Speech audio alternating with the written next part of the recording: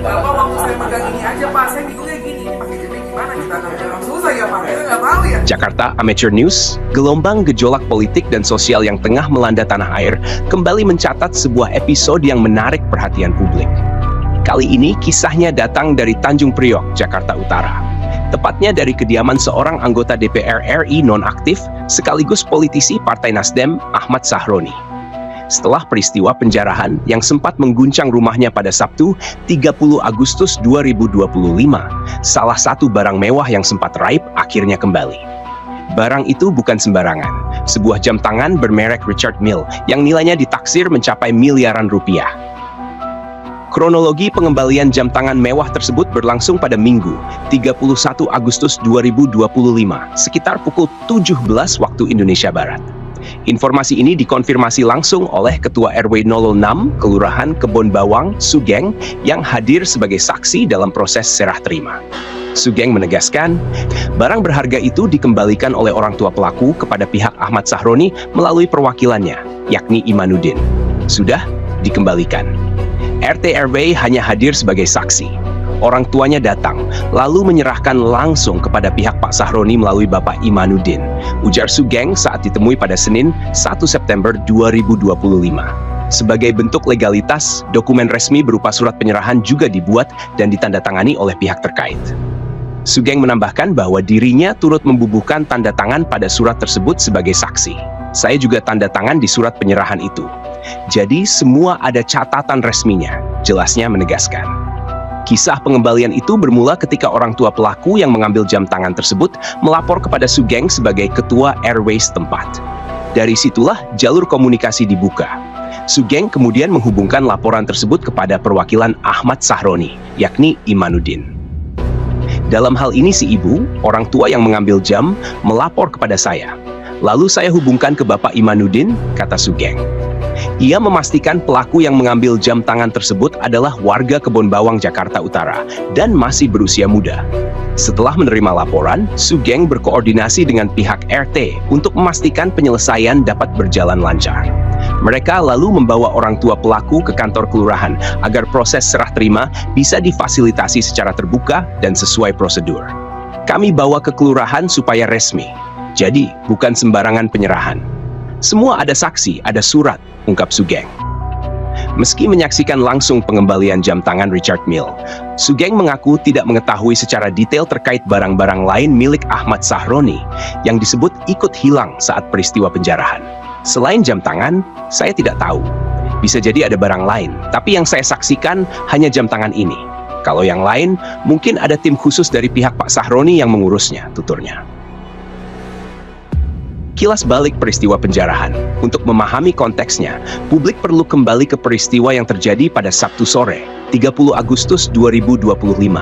Kala itu, ratusan orang mendatangi rumah Ahmad Sahroni di kawasan Kebon Bawang, Tanjung Priok, Jakarta Utara. Massa yang tidak dikenal itu melakukan aksi perusakan hingga penjarahan. Beberapa mobil Sahroni yang terparkir rusak berat. Kaca-kaca pecah, bodi penyok, hingga bagian depan mobil nyaris hancur.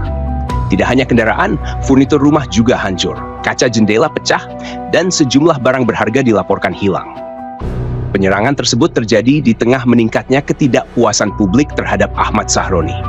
Politisi yang juga menjabat sebagai bendahara umum Partai Nasdem ini tengah menjadi sorotan setelah pernyataannya yang menanggapi wacana pembubaran DPR RI. Dalam kunjungan kerja di Polda Sumatera Utara pada Jumat, 22 Agustus 2025, Sahroni menyebut wacana pembubaran DPR sebagai tindakan bodoh. Ucapan itu langsung menyulut kemarahan masyarakat, terlebih di tengah polemik kenaikan tunjangan anggota DPR yang dianggap tidak sensitif terhadap kondisi rakyat. Kemarahan publik kemudian memuncak. Ahmad Sahroni pun menuai kritik keras dari berbagai kalangan, baik masyarakat sipil, pengamat politik, hingga sesama politisi. Situasi semakin memanas hingga akhirnya meledak dalam bentuk aksi massa di kediamannya. Proses damai dan harapan baru.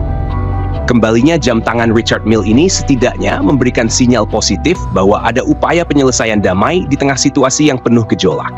Kehadiran perangkat RT dan RW, serta adanya dokumen resmi penyerahan, menunjukkan bahwa warga setempat masih menjunjung tinggi norma hukum dan etika sosial. Meski demikian, pengembalian satu barang tidak serta-merta menghapus trauma akibat kerusakan fisik maupun kerugian materi yang dialami Ahmad Sahroni. Kasus ini juga menjadi pengingat bahwa perbedaan pandangan politik tidak boleh disalurkan dalam bentuk kekerasan, perusakan, apalagi penjarahan. Ketidakpuasan publik seharusnya tersalurkan melalui kanal demokratis yang sah, bukan lewat tindakan yang justru mencoreng nilai kebersamaan. Sugeng sebagai Ketua RW 06 menegaskan bahwa posisinya murni sebagai fasilitator.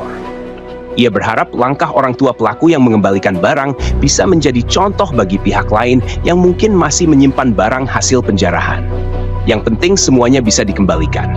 Kalau ada yang masih pegang barang, sebaiknya segera diserahkan. Ini demi kebaikan bersama, tegasnya. Kesimpulan. Kronologi pengembalian jam tangan mewah Ahmad Sahroni menyingkap fakta bahwa di balik gejolak politik dan sosial yang penuh amarah, masih ada ruang bagi penyelesaian melalui cara-cara damai. Keterlibatan tokoh masyarakat seperti Ketua RW Sugeng dan perangkat kelurahan memperlihatkan bahwa solidaritas sosial di tingkat akar rumput mampu menjadi jembatan meredam konflik. Namun demikian, insiden ini sekaligus memperlihatkan betapa rapuhnya suasana kebatinan masyarakat ketika isu-isu politik menyentuh langsung perasaan kolektif. Reaksi keras terhadap pernyataan Ahmad Sahroni menunjukkan perlunya kepekaan yang lebih tinggi dari para pejabat publik dalam mengutarakan pendapat, terutama ketika rakyat sedang menghadapi kesulitan ekonomi.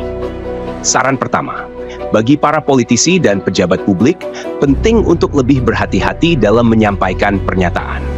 Kata-kata yang keluar dari mulut pejabat bukan sekadar opini pribadi, melainkan bisa menjadi pemicu kegaduhan nasional. Kedua, masyarakat perlu mengingat bahwa menyampaikan aspirasi sebaiknya dilakukan melalui jalur hukum dan demokrasi, bukan dengan aksi anarkis yang justru berpotensi menambah masalah. Ketiga, aparat penegak hukum diharapkan dapat menindak tegas setiap tindakan kekerasan dan perusakan, sekaligus memberikan perlindungan yang memadai bagi pejabat negara maupun masyarakat yang menjadi sasaran amarah massa. Akhirnya, kembalinya jam tangan mewah Ahmad Sahroni menjadi catatan penting bahwa penyelesaian damai masih bisa tercapai di tengah krisis kepercayaan. Namun, pelajaran berharga dari peristiwa ini seharusnya menjadi pengingat bersama bahwa komunikasi politik yang bijak, kepedulian sosial yang nyata, serta penghormatan terhadap hukum adalah kunci agar tragedi serupa tidak terulang kembali. Dari dalam rumah Ahmad Sahroni, semuanya sudah habis, hancur, diamuk sama massa. Patung Iron Man sudah berhasil dibawa.